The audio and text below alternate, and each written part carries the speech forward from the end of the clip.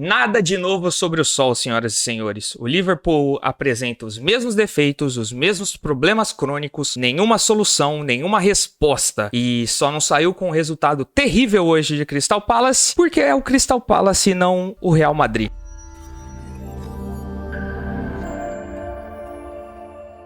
Sejam todos muito bem-vindos ao canal Rádio Liverpool Brasil. Meu nome é Marco Antônio Rigotti, eu falo de Faro, no sul de Portugal. E hoje nós vamos conversar um pouquinho sobre esse empate sem graça, esse empate sem sal que o Liverpool arrumou em Londres, na casa do Crystal Palace. Por que sem sal? Por que sem graça? Porque assim, independente da questão tática, da questão técnica da partida, quando você tem uma apresentação tão abaixo do seu nível, do esperado, num meio de semana, principalmente num jogo tão grande quanto foi o do Real Madrid, basicamente entregando a sua chance numa competição e você ficar vivo só em outra competição que você joga a partida seguinte, o mínimo que você tem que fazer como um time é mostrar disposição dentro de campo, é mostrar vontade, é mostrar entrega. Tem um jogador em específico que reflete exatamente, e eu não digo nem de futebol, reflete na sua feição exatamente o que se passa com o Liverpool recentemente. Joel Matip. Joel Matip é meme na internet, é piada em todo lugar, pelas expressões, por ser um rapaz muito expressivo, por fazer caretas, por fazer sorrisos, por fazer graça e tudo mais. E hoje você olhava na cara de Joel Matip era a imagem perfeita do desânimo do que é o Liverpool atual. O que está acontecendo, senhoras e senhores? O Liverpool fez uma partida extremamente abaixo do seu potencial, extremamente desligada mais uma vez, e só não teve como consequência outro apavoro igual foi contra o Real Madrid, porque o atacante dos caras é o Aie e não é o Benzema. Só essa foi a diferença. As oportunidades estiveram lá, as falhas, as cagadas defensivas estiveram lá. A única diferença é que o Crystal Palace no primeiro tempo teve duas bolas cara a cara com o Alisson no pé do André Aie e elas foram pra fora. O Vinícius Júnior, o Benzema não perdem essas bolas. Agora me diz, como é possível? Há erros aceitáveis e há erros não aceitáveis, basicamente. Se você erra tentando fazer alguma coisa produtiva, tentando ir pra frente, se você erra tentando tomar a atitude correta e o outro jogador, o adversário, leva melhor porque ele foi bem na jogada, ok, isso é o futebol, isso acontece. Agora, entregadas, como a desligada do Arnold hoje, no começo da partida, que eventualmente o Alisson desviou e ela foi pra fora. Entregadas como a furada de bola do Joel Matip, ainda no primeiro tempo. A bobeada do Arnold na lateral direita, que não conseguiu fazer uma cobertura, que não conseguiu marcar com o corpo até a bola sair no fundo de campo. Isso aí, cara, é cabeça, é entrar desligado, não tá no ritmo do jogo. E isso é inaceitável quando você joga por um time do tamanho do Liverpool.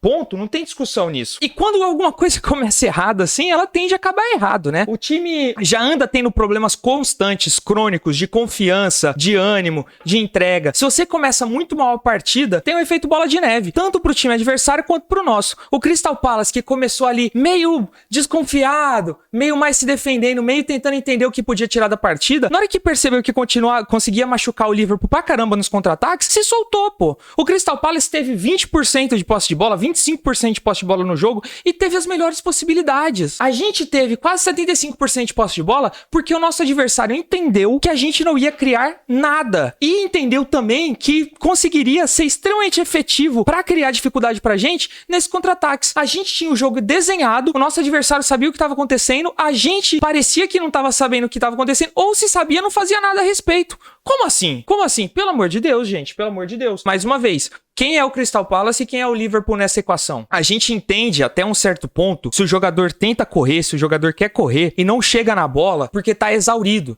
porque tá cansado, porque tem jogo quarta e domingo e não consegue chegar. Agora, pô, o time é rodado, o time é mudado. E quem entra não consegue entregar também, o que tá acontecendo? Enfim, vamos passar por partes. O Liverpool começou com 4 alterações muito sensíveis comparado ao jogo do Real Madrid. Joel Matip entrou na vaga do Joe Gomes, que machucou e nem no banco esteve. Agora sim, machucou mesmo, o Klopp afastou um pouquinho, até pra tirar um pouco dessa pressão em cima? Não sei, mas enfim, o Joel Matip esteve em campo, não entregou nada mais do que o Joe Gomes e também não poderia ser trocado porque a gente não tinha opção, ponto. O meio-campo foi completamente mudado e Jürgen Klopp foi com a famosa escalação suicida de Milner e Henderson, com o Keita completando o meio-campo. O Bajcetic ficou no banco, o Fabinho ficou no banco, comparado ao jogo do Real Madrid, e entraram Milner e Keita para jogar junto com o Jordan Henderson. Meus amigos, Se a gente soltasse duas tartarugas no meio-campo do Liverpool hoje, uma ia fugir e a outra ia lesionar o Keita de alguma forma. É incrível, cara, é incrível. Ninguém correu aí, um salve, um abraço pro nosso amigo Nilo Santos, do canal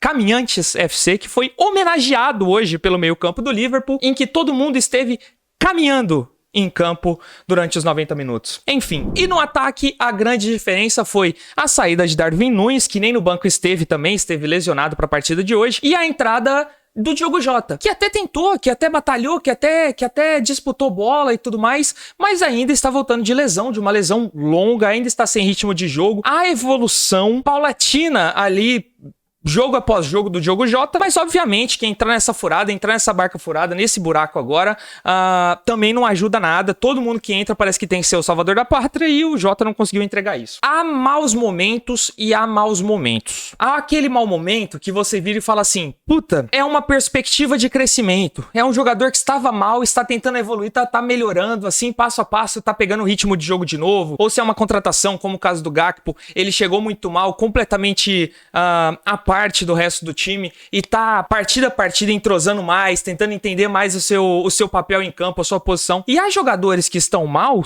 mas que estão numa curva decrescente. E aí a gente tem que parar e pensar assim, essa curva decrescente, ela é momentânea ou ela é definitiva? Há jogadores que estão na faixa dos seus 30 e tantos anos em que essa curva provavelmente não vai voltar a subir mais. Como há jogadores que sim, podem ter chegado num baixo muito baixo agora e há de melhorar. Mas a realidade é que nós temos jogadores que não conseguem entregar em campo. Quando a gente coloca um deles no meio de um Thiago e de um Bajcetic, que correm mais, que se entregam em campo, que dedicam, que vão pra batalha, que vão pro duelo, que tentam ganhar dividida, é uma coisa, a gente tem um resultado. Quando a gente junta todos em campo, é isso que acontece. Simples assim. Quer a comparação? Naby Keita, até os 22 minutos de jogo, não tinha tocado na bola. Não teve o seu nome citado na transmissão. Sumido. A primeira vez que Naby Keita apareceu na partida foi pra receber um amarelo, cara. A segunda vez que ele apareceu, ele quase fez um gol contra. E sabe o que é o pior de tudo? É que Naby Keita não foi o pior desempenho do Liverpool, principalmente no primeiro tempo. Trent Alexander-Arnold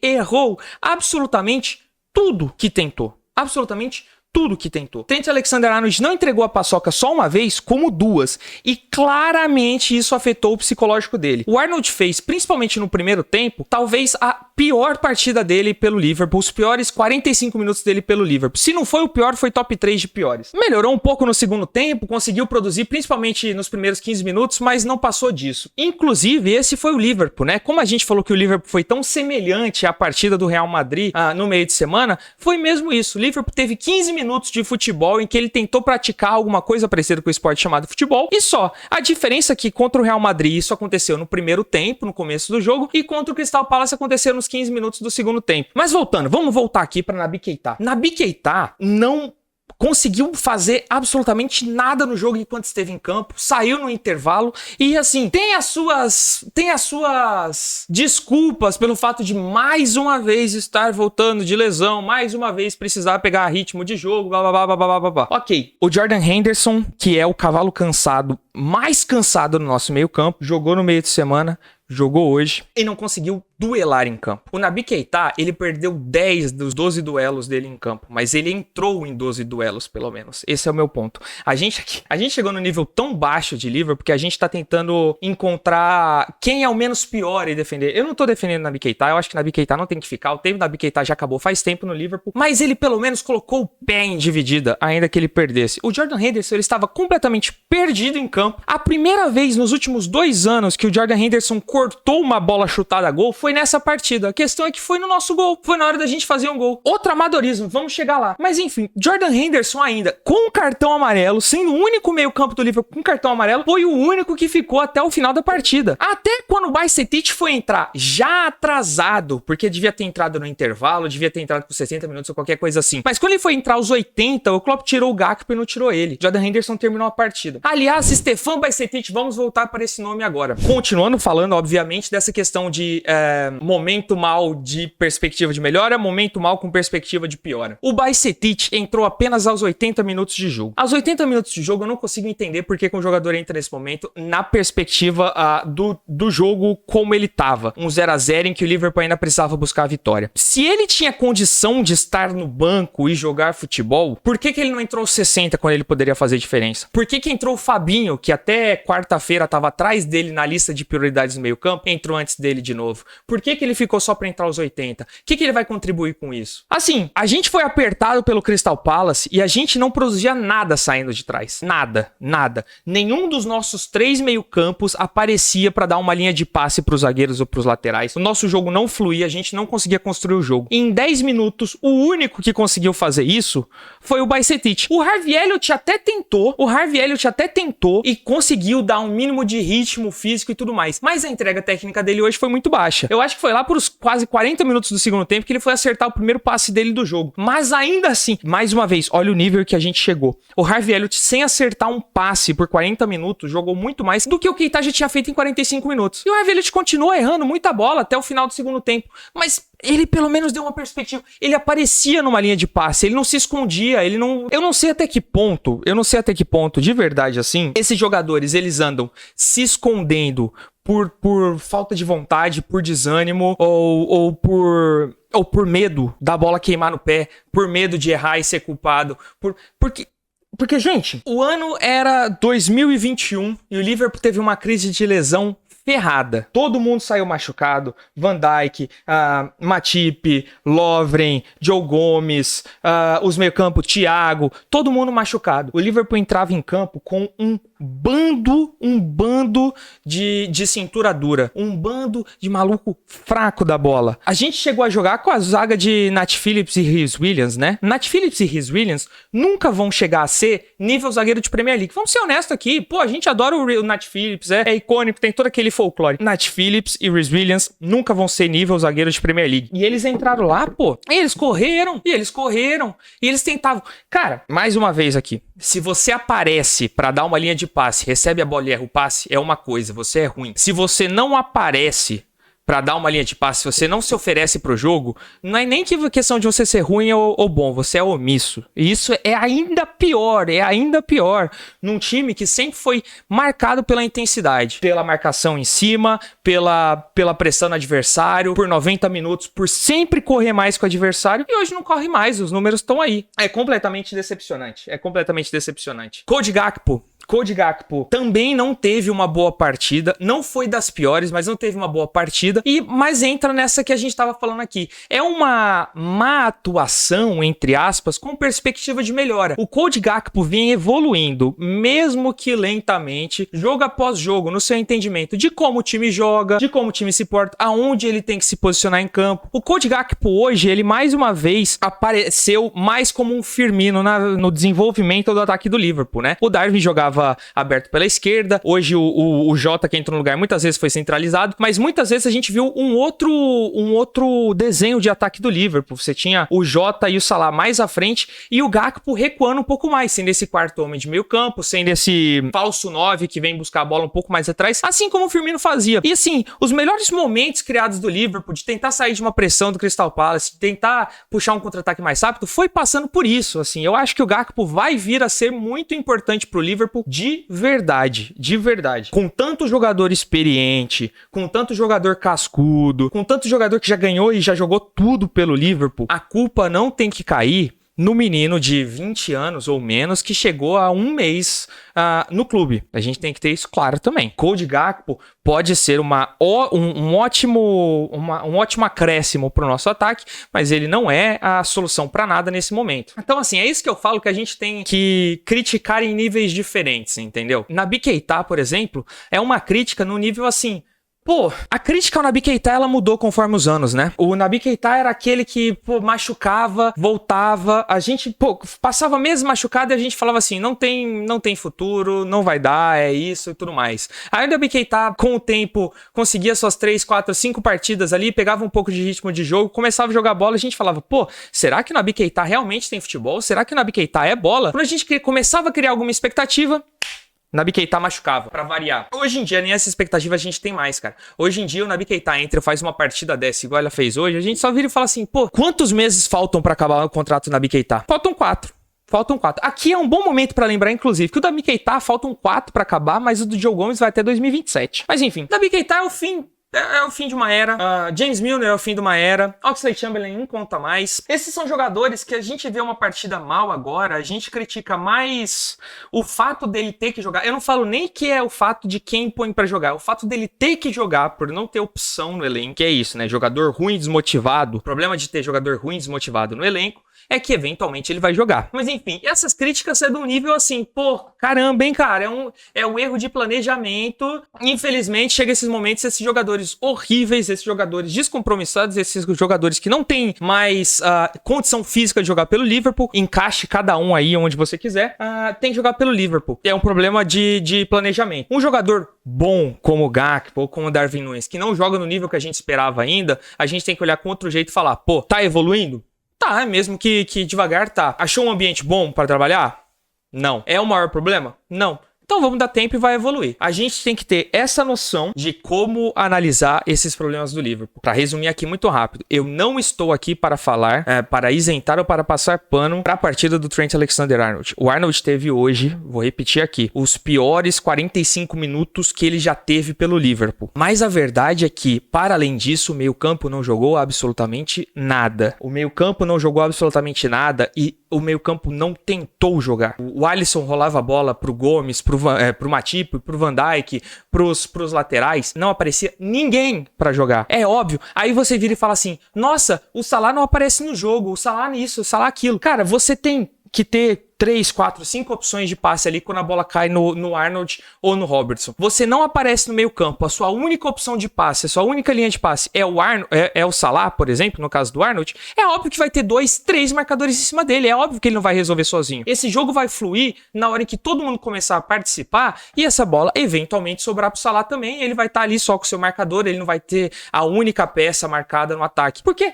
Pô, de verdade, imagina o contrário agora. A gente tem um meio campo que queira jogar bola, um meio campo que consiga jogar bola. Se você tem 2, 3 em cima do Salah fechando, alguém vai sobrar. É só passar. Por que ninguém se apresenta, gente? Por que ninguém se apresenta? É incrível. É incrível. Eu não sei até que ponto, de verdade, assim, isso é de treinamento. A última entrevista do Klopp, ela foi muito esclarecedora sobre isso. E o Klopp deixou claro uma coisa que eu concordo, né? O que é baseado aqui no que a gente tá falando de diferente nível de crítica para diferente tipo de atuações e situação geral, o Klopp deixou bem claro. Há de se ter uma renovação profunda no fim dessa temporada no elenco. E ele conta com isso e ele disse, inclusive, que ele deixou bem claro de que ele não vai sair, de que ele não pretende sair, nem nada disso. Ele falou, eu sei que isso terá que ser feito nesse verão, por isso mesmo que eu renovei. Nós podemos ter críticas com o Klopp aqui e falar assim, nossa, mas não é nesse verão, devia ter sido no anterior, devia ter sido um atrás já, quando o Liverpool ainda estava na crise da onda, esses jogadores poderiam chegar com calma, para se adaptar com calma, sem ter pressão e você ter que resolver. Como o caso do Gakpo, como o caso do Núñez agora, que estão sendo queimados pelo fato da batata cair no colo deles, sendo que você tem jogador cascudo suficiente para abraçar essa bomba e a responsabilidade de não ter que cair nos meninos novos, nas contratações. Enfim, se isso começasse lá atrás, esses jogadores cascudos, experientes, vitoriosos, eles ainda estariam num bom nível e eles conseguiriam ser esse escudo. A transição seria calma. Isso você pode criticar o Klopp. O Klopp tem razão quando ele vira e fala assim, a gente não pode queimar todo mundo agora. A gente não pode queimar todo mundo. Uma boa quantidade de nomes que estão no Liverpool hoje serão pilares, serão base para uma renovação e para uma próxima era do Klopp. Pessoal, não dá para escrever fora Van Dijk, Bajcetic, Henderson e Darwin Núñez. Isso não acontece, isso não existe. Darwin Núñez, Van Dijk, Bajcetic, Harvey Elliott, Fábio Carvalho, Cody Gakpo, Núñez, o Salah que renovou, Alisson, tudo isso vai ser base para uma renovação do Liverpool. Tudo isso vai ser base para a próxima era. Ah, mas você falou o nome de gente mais velha e gente mais nova. Sim, obviamente. O time não vai trocar 100% da noite pro dia. Há jogadores que têm uma condição atlética um pouco melhor e que serão os pilares, a base desse time para você continuar evoluindo os meninos mais novos. Não dá para trocar todo mundo, gente. E não é todo menino que tá no Liverpool hoje que é um bagre, que é um completo inútil pro time, porque não tá jogando bem agora, sendo que ninguém está jogando, que tá entrando numa fria, cara. Mais uma vez, repito aqui, há jogadores que não estão entregando o que se espera. A pergunta que tem que ser feita é: Por quê? Eu deixo vocês com essa pergunta hoje.